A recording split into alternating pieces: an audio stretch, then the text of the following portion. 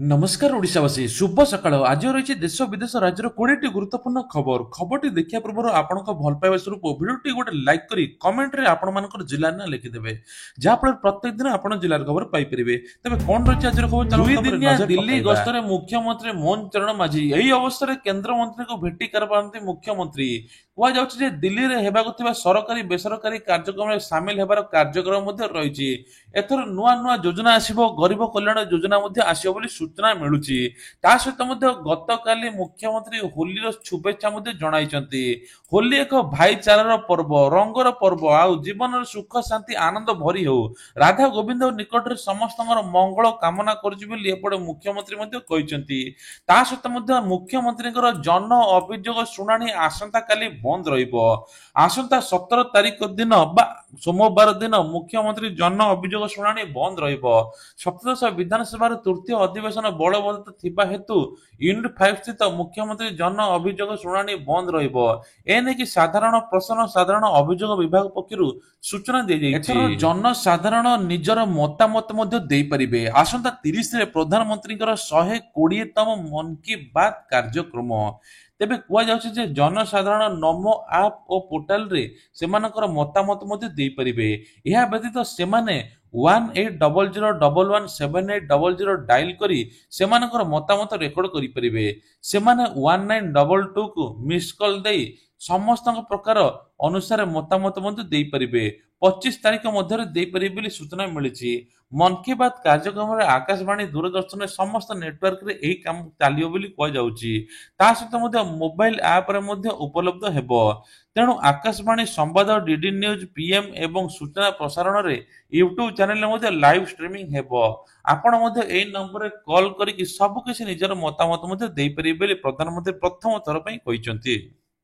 Action नेले सरकार मो बस रे लागिबो कैमेरा तेबे कुआ जाउछि बस आगे एवं पछरे कैमेरा लागिबो एने सूचना दैछन्ते नगर उन्नयन मंत्री डॉक्टर कृष्णचंद्र महापात्र दुर्घटना बेले कैमेरा को फीड को जांच करा जिवो काहार भूल अछि जार भूल थिवो ता विरोध रे कार्यानुष्ठान नियाजिबो बोली सूचना मिलिछि किभଳି ड्राइवर माने मद पी गाड़ी चलाइबे नै सेति पई पदक्षेप नियाइछि ड्राइवर को 3 राउंड रे चेक करा जिवो बस को छाड़िया बेले बस चलिबा समय रे एवं बस ओलिबा समय रे चेक करा जिवो जेउ माने धरा पड़ुचंती सेमानक विरोध रे कार्यानुष्ठान नियाजिबो सेमानक सीधा बहिष्कार करा जिवो सेमानक लाइसेंस बातिल करा जिवो ता सहित वर्तमान 7 जन ड्राइवर ऊपर कार्यानुष्ठान निया जाइछि बोली मंत्री कहिसंती तबे 8 मास भितर 6 मुंड नेलाणी मो बस जून 2024 ठारू एजाए कटक पुरी भुवनेश्वर मो बसटी 19 टी दुर्घटना घटैछि जहा सबुठारु चिंतार विषय तेणु सरकार एभली पदक्षेप नेइचंती एथर तातीरु मिलिबो आश्वस्ति 19-20 रे प्रबल वर्षा तबे आसंता सप्ताह ओडिशा वर्षा एथर कुआ जाउछि जे भारतीय पाणीपाग विभाग पक्षरु राज्य रे वर्षा पई कि पूर्वानुमान करिछि कुआ जाउछि बुलेटिन अनुसार मार्च 19 तारिख रे राज्य रे विभिन्न स्थान रे हालुकारू मध्यम धरण वर्षा हेबो बोली सूचना मिलिछि केउंझर मयूरभंज बालेश्वर भद्रक सुंदरगढ़ गोटिए दुईटी स्थान रे मध्यम धरण वर्षा हेबो बोली सूचना मिलिछि मार्च 19-20 तारिख रे जिला गुडी करे प्राय वर्षा हेबो बोली कि एपटे पाणीपाग विभाग सूचना देछि होली पालटिला परिवार पई अशुभ बापा मां सहित चाली गला पुअर जीवन आपण माने सुनिले आश्चर्य होई जिवे गोटे पटे पूरा परिवार निश्चिन्न हो जाइछि सकाळु सकाळ बापा मां पुओ जीवन चली जाइछि किए जानिथिला एपरि अघटन होय बोली समस्त मन रे होली रो केते मजा आस्थिला किंतु हठात सकाळु सकाळु एभली घटना घटी जाइछि बापा मां पुओकर मध्ये जीवन चली जाइछि गोटे ट्रक धक्का बापा मां पुओर जीवन चली गला केउझर चंपुआ दोलिता छकटारे बाइक धक्का होइतला फल 3 जन जाक मृत्यु हो जाइछि सान नई गाँ रु दोलित बाइक रे आसुवा बेले हठात तांकर एभली घटना घटिछि होली खेलिया पई उत्साह मध्ये थिले रंग किणिकी मध्ये नेउथिले आ हठात एभली मृत्यु हैला जे समस्त चकित मध्ये करि जाइछि गोटिए परिवार पूरा निश्चित बड़ खबर सुभद्रा टंका साजिला काळ सुभद्रा टंका पई स्त्री रो जीवन नै गले स्वामी मात्र 5000 पई स्त्री को काठ फाळिया पिटी पिटी मारी देला पिशाच स्वामी राति अधरे स्त्री को हत्या करी सब पाखरे राति सारा बसी रहिला स्वामी तेबे सामान्य सुभद्रा टंका पई जणे स्वामी निज स्त्री रो जीवन नै जाइछि कारण सुभद्रा टंका को नै विभिन्न समय विभिन्न प्रकार रील्स ଦେଖୁଛନ୍ତି, କିନ୍ତୁ ଏବେ ଏମିତି ବାସ୍ତବରେ ଘଟି ନଥିଲା। କିନ୍ତୁ କୁହାଯାଉଛି ଯେ ଏଭଳି ଘଟଣା ଘଟିଛି ଯାହା ଆପଣଙ୍କୁ ମଧ୍ୟ ଆଶ୍ଚର୍ଯ୍ୟ କରିଦେଇଛି। ସୁଭଦ୍ରା ଟଙ୍କା ପାଇଁ କେବଳ ସ୍ୱାମୀ ସ୍ତ୍ରୀକୁ ମାରିଦେଲା। ଶେଷରେ ନୃଶଂସ ସ୍ୱାମୀ ସ୍ତ୍ରୀକୁ ହତ୍ୟା କରି ସ୍ତ୍ରୀ ପାଖରେ ମଧ୍ୟ ବସିଥିଲା। ସକାଳୁ ସକାଳୁ ପୋଲିସ ଖବର ପାଇ ତୁରନ୍ତ ତାକୁ ଗିରଫ ମଧ୍ୟ କରିଛି। ପରେ ଅଭିଯୁକ୍ତ ସ୍ୱାମୀ ଅଟକ ରହିଛି। ଛାତ୍ରଛାତ୍ରୀଙ୍କ ପାଇଁ ଖୁସି ଖବର, ଯାତ୍ରା ସମୟରେ ଭଡ଼ା ପାଇଁ ମିଳିବ 50% ରିହାତି। ତେବେ ବିଧାନସଭାରେ କଟକ ବିଧାୟକ ସୋଫିଆ ଫିରଦୋସ ରାଜ୍ୟ ସରକାରଙ୍କୁ ପ୍ରଶ୍ନ କରିଥିଲେ ଯେ ରାଜ୍ୟରେ ସାର୍ବଜନୀନ ପରିବହନ ବ୍ୟବସ୍ଥା କଣ ହୋଇଛି ଛାତ୍ରଛାତ୍ରୀଙ୍କ ପାଇଁ। ତେଣୁ ଏପଟେ ସରକାର ମଧ୍ୟ ତାହାର ବିବରଣୀ ମଧ୍ୟ ପ୍ରଦାନ କରିଛନ୍ତି।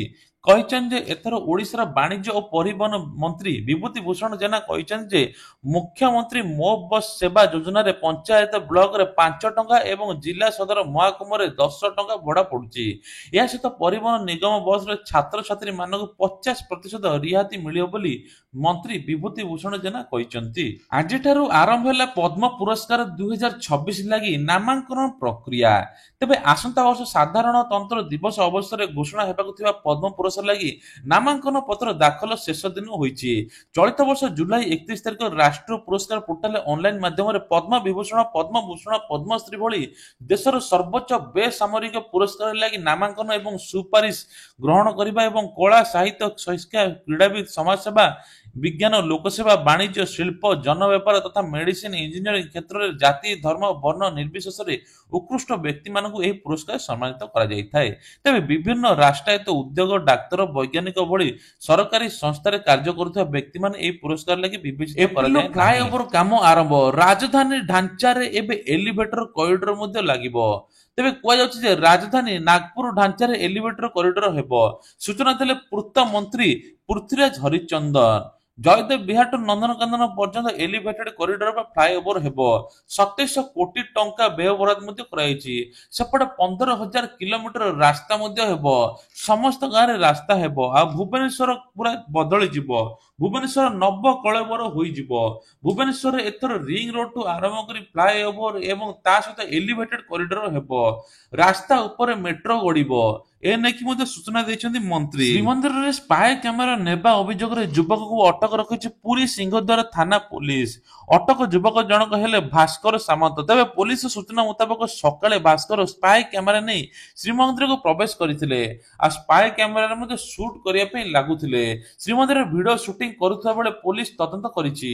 ଶ୍ରୀମନ୍ଦିର ଟେମ୍ପଲ ଅକ୍ସନ ଏବଂ ତା ସହିତ ମଧ୍ୟ ସମସ୍ତ ପ୍ରକାର ଭିଡିଓ କ୍ୟାପଚର ମଧ୍ୟ ହୋଇଛି। ଏନେଇ ଖୁବ୍ ଶୀଘ୍ର ଆଇନଗତ କାର୍ଯ୍ୟାନୁଷ୍ଠାନ ଗ୍ରହଣ କରାଯିବ ବୋଲି ପୁଲିସ ବିଭାଗ ପକ୍ଷରୁ ସୂଚନା ମଧ୍ୟ ଦିଆଯାଇଛି। ଶ୍ରୀମନ୍ଦିର ଭିତରେ ବାରମ୍ବାର ଭିଡିଓ, ଫଟୋ ଉତ୍ତୋଳନ କରିବା ପାଇଁ ମନା କରାଗଲେ ସତ୍ତ୍ୱେ ମଧ୍ୟ ତମେ କେହି ମାନୁନାହାନ୍ତି। ଏନେଇକି ଦୃଢ କାର୍ଯ୍ୟାନୁଷ୍ଠାନ ମଧ୍ୟ ନିଆଯିବ। ଏଥର ଶ୍ରୀମନ୍ଦିରରେ ଲାଗିବ ଏଆଇ କ୍ୟାମେରା। ରଥଯାତ୍ରା ଆଗକୁ ଯେହେତୁ ଆସୁଛି, ପାଖାପାଖି ଏଆଇ କ୍ୟାମେରା ଲାଗିବ, ଯାହା ଫଳରେ ଭକ୍ତଙ୍କୁ ଗଣିବ ଏଆଇ କ୍ୟାମେରା। କୌଣସି ପ୍ରକାର ଭିଡ ନିୟନ୍ତ୍ରଣ ପାଇଁ ସମସ୍ତ ପ୍ରକାର ଲାଗିବ। ତା ସହିତ ମହିଳା ଏବଂ ପୁରୁଷଙ୍କୁ ଗୁରୁତ୍ୱ ଦିଆଯିବ ଏବଂ ରଥଯାତ୍ରା ପାଇଁ ଏଥର ବିଭିନ୍ନ ପ୍ରକାର କରିଡର ରାସ୍ତା ହେବ। ମେଟ୍ରୋ ରେଳ ପ୍ରକଳ୍ପର ଡିପିଆର ପରିବର୍ତ୍ତନ ହୋଇପାରେ, ସାମିଲ ହୋଇପାରେ ପୁରୀ। ତେବେ କୁହାଯାଉଛି ଶ୍ରୀକ୍ଷେତ୍ରକୁ ଗଡ଼ିପାରେ ମେଟ୍ରୋ। ପୁରୀ ପର୍ଯ୍ୟନ୍ତ ମେଟ୍ରୋ ଗଡ଼ିବା ନେଇ ଅନୁଧ୍ୟାନ ଚାଲିଛି। ଏନେଇକି ନଗର ଉନ୍ନୟନ ମନ୍ତ୍ରୀ କୃଷ୍ଣଚନ୍ଦ୍ର ପାତ୍ର ସୂଚନା ଦେଇଛନ୍ତି। ଏନେଇକି ରାଜ୍ୟ ସରକାର ଉଚ୍ଚସ୍ତରୀୟ କମିଟି ଗଠନ ମଧ୍ୟ କରିଛନ୍ତି। ଯେଉଁ ଯେଉଁ ଜାଗାରେ ମେଟ୍ରୋ ରେଳ ଚାଲିଛି କମିଟି ଅନୁଧ୍ୟାନ କରିଛନ୍ତି। ପ୍ରକଳ୍ପ କେମିତି ଲୋକଙ୍କ କାମରେ ଆସିବ ସେ ନେଇକି ମଧ୍ୟ କମିଟି ଅନୁଧ୍ୟାନ କରୁଛି। କମିଟି ସବୁ ଦିଗକୁ ଅନୁଧ୍ୟାନ କରି ନିଷ୍ପତ୍ତି ନେବ। ରାଜ୍ୟ ସରକାରକୁ ସବିଶେଷ ରିପୋର୍ଟ ଦେବା ପରେ ଆଗକୁ ଏହା ବଡ଼ ନିଷ୍ପତ୍ତି ହେଇପାରେ। ସ୍ୱତନ୍ତ୍ର କମିଟିରେ ନଗର ଉନ୍ନୟନ ବିଭାଗର, ପରିବହନ ବିଭାଗର ଅଧିକାରୀ ଅଛନ୍ତି। ଏହା ସହିତ 4 ଜଣ ମେଟ୍ରୋ ଏକ୍ସପର୍ଟ କମିଟିରେ ମଧ୍ୟ ଅଛନ୍ତି। ଫେରିବ ସାହାରା ଟଙ୍କା, ନୂଆ ଲିଷ୍ଟ ଜାରି କଲା କମ୍ପାନୀ।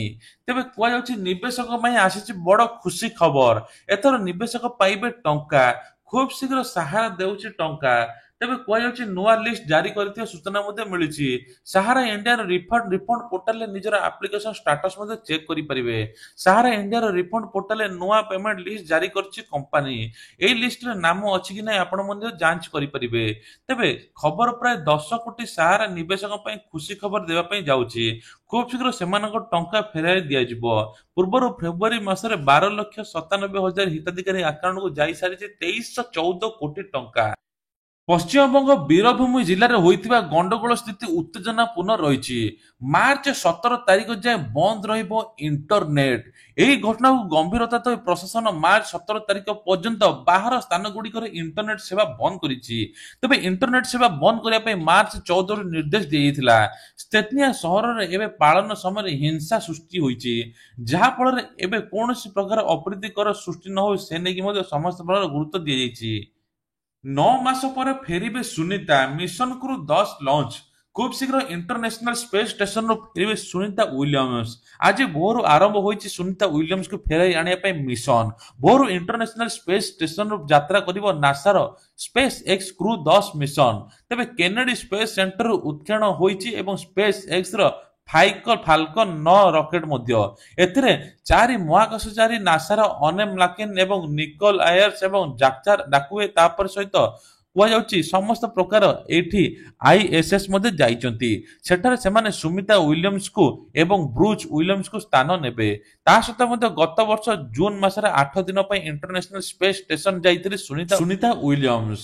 ତେବେ ସ୍ପେସ୍ରେ କିଛି ଯାନ୍ତ୍ରିକ ତ୍ରୁଟି ଥିବାରୁ ଏବେ ସେ 9 ମାସ ଧରି ଫସି ରହିଥିଲେ, ଯାହା ସବୁଠୁ ତାଙ୍କ ପାଇଁ ବଡ଼ ଚ୍ୟାଲେଞ୍ଜ ମଧ୍ୟ ଥିଲା। ଆଉ ଏବେ ସେ ପୃଥିବୀକୁ ଫେରୁଛନ୍ତି, ଯାହା ସବୁଠାରୁ ବଡ଼ ଖୁସିର କଥା। ମହିଳା ସମୃଦ୍ଧି ଯୋଜନାରେ ମହିଳାଙ୍କୁ ମିଳିବ 2500 ଟଙ୍କା, ଏ ନେଇକି ସୂଚନା ଦେଇଛନ୍ତି ଦିଲ୍ଲୀ ମୁଖ୍ୟମନ୍ତ୍ରୀ। ତେବେ କୁହାଯାଉଛି ଯେ ଦିଲ୍ଲୀ ସରକାର ବା ପୂର୍ବ ସରକାର ଯାହା ସବୁ କରିଥିଲା, ଏଥର ବିଜେପି ସରକାର ଆସିଲା ପରେ ନିଜ ପ୍ରତିଶ୍ରୁତି ପାଳନ କରୁଛି।